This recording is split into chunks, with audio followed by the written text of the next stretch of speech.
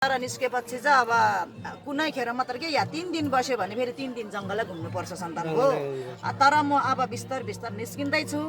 मेरो घर मन्दिर गुम्बा केही छैन। ओछ्यान चाहिँ धरती हो कि सन्तान हो, ओट्ने चाहिँ आकाश हो, बत्ती चाहिँ तारा हो, जुन हो, घाम हो, साथी चाहिँ यो मूर्तिहरू भगवानहरू हो सन्तान हो। त्यसरी 28 वर्ष बित्यो अनि अहिले निस्केर आयो तर 70 लाग्छ। त्यही फेरि यो नाकिनी रोएको छ। बुत्ता आमाको एक थोपा मात्रै आँसु आउँछ कि सन्तान हो, नाकिनको भालबारी चलेर आउँछ। एक दिन देखाउने नै छ, एकान्तमा गएर रुने हो म, यत्तिकै रुँदैन नि सन्तान हो। खुसी भयो है, म खुसी भयो साँच्ची नै। गर्ने अनन्त लिने शान्त लिने दुःख मन नगर्ने लोभ पाप नगर्ने धर्मपट्टि लाग्ने बिहान बेलुका जंगलमा तपस्या गरेर जंगलमा बसेर अहिले यहाँनेरि निस्किनु भएको छ र उहाँको कुनै पनि उहाँले भन्नुहुन्छ कि कुनै पनि मेरो आश्रम छैन, घर छैन, कुनै घरद्वार छैन, म आफै एक्लै हो, एक्लै बस्ने भनेर भन्नुहुन्छ र उहाँले आफ्नो सनातन धर्मको लागि चाहिँ उहाँले एकदम ठुलो गर्न खोज्नुहुन्छ तर उहाँको कुराहरू चाहिँ कसैबाट सुन्दै भएको छैन र यसरी चाहिँ गर्नुपर्छ भन सबैजनाले, नभए राम्रो हुने छैन। मलाई चिन्दैन, माता भन्छ, झाँक्री भन्छ, आइमाई भन्छ, म चोखो नाकिनी हो, चोखो नाकिनी हो, म कान्ने केटी बराबर हो। मेरो मन धेरै रुन्छ मान्छेहरूले नराम्रो बोल्छ, मान्छे पनि भन्दैन, म नरमाइलो लाग्छ। मान्छे भन्दा पनि मेरो सन्तानहरू, मेरो बच्चाहरू एउटै कोखको सन्तानहरू, सबै आमा एउटै त हो नि भन्ने हुन्छ। मेरो चाहिँ होइन, सन्तानहरूले चाहिँ आइमाई भन्छ, ए माग्ने भन्छ, माता भन्छ, झाँक्री भन्छ, म माग्न आएको होइन। मलाई यस्तो भन्यो भने 1 सेकेन्डमा माग्नेमा पनि पुऱ्याइदिन्छु, 1 सेकेन्डमा माथि पनि पुऱ्याइदिन्छु, सुकाउने पनि मै हो, धान लाभ गरिदिने पनि मै हो, बालबारी चलाउने पनि मै हो। सन्तान हो मेरो आँसु किन निस्केको त यो नागिनको आँसु। सन्तानहरूले धेरै नराम्रो बोलिया, त्यो फोहोरहरू निस्केको हो, त्यो फोहोरहरू निस्केको हो सन्तान हो।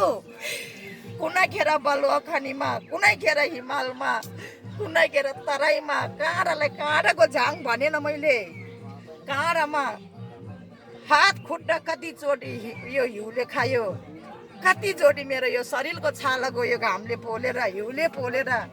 म यसरी 28 वर्ष बित्यो सन्तान हो। कोही साथी छैन, मेरो आमा जन्म दिने जन्म घर कहाँ हो थाहा छैन। म संसारलाई राम्रो भनेर चाहिँ म अहिले यो 33 कोटी देवी देउताले मलाई यो बलुवाखानीमा राखेछ। यो पनि आराईको हो, म मान्छेसँग बोल्ने छैन सन्तान हो। रात दिन यसरी नै बसेर म ध्यानमा बोल्ने हो देउतासँग। सन्तानहरूको लागि सन्तान हो मैले धेरै धेरै मेहनत गरेको छ, आफ्नो लागि त गरिसक्यो, सन्तानहरूको लागि यसरी रात दिन नभनेर भोग भोग यसरी बस्दा पनि मलाई सकुर लागेछ।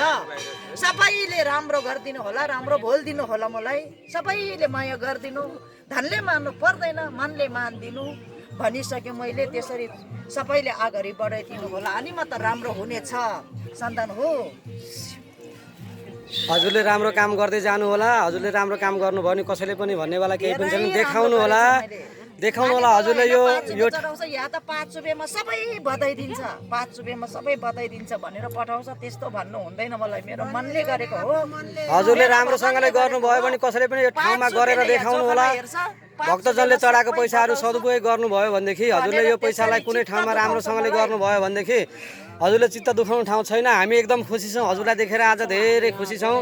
हजुरको यो चाहिँ यो मैले तपाईँलाई यो फेसबुकदेखि लिएर युट्युबसम्ममा मेरो युट्युब च्यानलमा सम्म हाल्नेछु।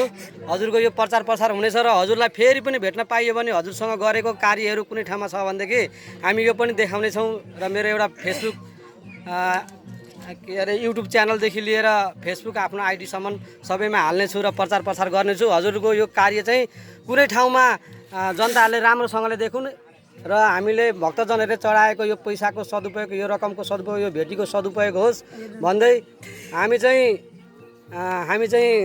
हजुरलाई देखेर धेरै खुसी भएको छौँ र हाम्रा भक्तजनहरू धेरै खुसी हुनुहुन्छ हजुरलाई पाएर। र मेरो यो युट्युब च्यानलमा पनि हाल्नेछु।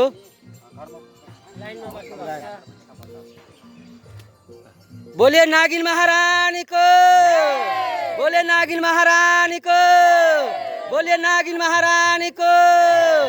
बोले काली गण्डकी गङ्गाको, बोले काली गण्डकी गङ्गाको, बोले काली गण्डकी गङ्गाको, बोले काली गण्डकी गङ्गाको, नारायणी गङ्गाको, नारायणी गङ्गाको, नारायणी गङ्गाको, देवगढ धामको, देवगढ धामको, देवगढ धामको, देवगढ धामको, देवगढ धामको, देवगढ धामको, नागिनी माताको, नागिनी माताको, नागिनी माताको, नागिनी माताको, नागिनी माताको, देवगढ धामको, देवगढ धामको, देवगढ धामको, देवगढ धामको, देवगढ धामको, देवगढ धामको, नागिनी माताको,